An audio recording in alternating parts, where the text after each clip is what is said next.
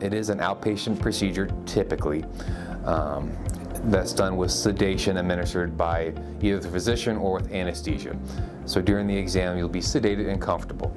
The endoscopy camera is it's basically a long black tube with a camera inside that can be navigated either into the colon, a colonoscopy, or for an endoscopy or EGD, a camera into the mouth down into the stomach, allowing for diagnosis of condition, for biopsy sampling, for a pathologist to look under the microscope, and sometimes for therapeutic interventions, such as if there's bleeding from the digestive system as a means of trying to stop that. A common reason for it, especially on colonoscopy, is for colon cancer screening. Colon cancer is one of the leading causes of malignancy-related deaths in the U.S. A lot of malignancies we don't have options of preventing. At best, we catch very early on.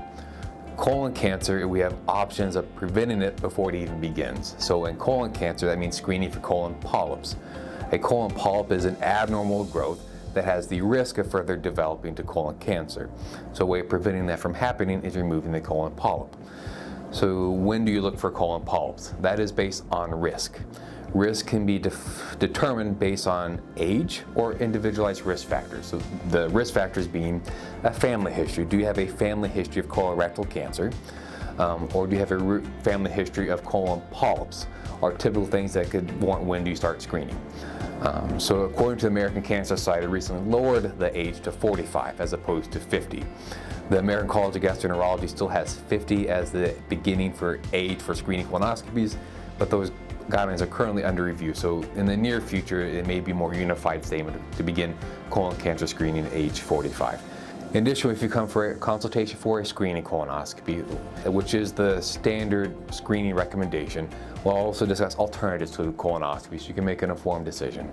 Alternatives meaning specialized imaging exams, such as CT colonography, or specialized stool exams, which could range from a fecal occult, which just looks for blood in the stool, FIT test, which looks for human blood in the stool specifically, or Cologuard, which looks for the genetic change associated with the change of cancer.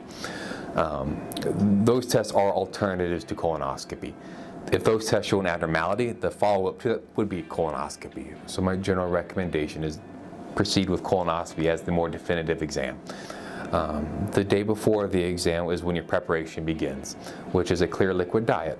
Simply speaking, if you can have it in a glass jar, if you can read the newspaper through it, that's clear.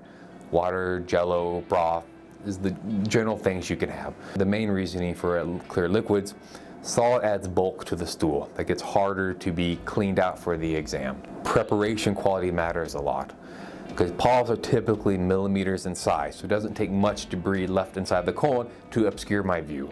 And if there's nooks and crannies that can't be seen, that's doing a disservice to the patient if it can't be adequately examined. So that's generally the reason for the clear liquids.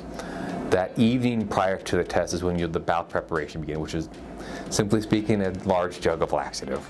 That'll be taken in split dosing, half of it that evening before, half of it early the morning of. And that will be completed a certain number of hours before your arrival time here for the procedure. Once you show up here, you need to come with a driver because of the sedation given to you. You can't drive yourself home. So once you get here, you get checked in, you meet the nursing staff, you'll be changed into a hospital gown, an IV will be placed into your arm as the means of giving sedation. Then once you meet everybody, you get taken to the endoscopy suite and the procedure begins. The procedure is done with sedation, so during the exam you'll be asleep and comfortable, monitored by myself or the physician in conjunction with the anesthesia provider.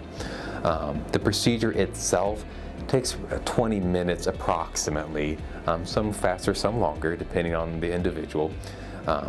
But the majority of the test takes longer to get signed up for it than it actually does to do it. Then after the procedure, you recover and you go home. You generally just take it easy for 24 hours, but after 24 hours after the exam, you're free to do all your normal things you were doing prior. Cardinals fan.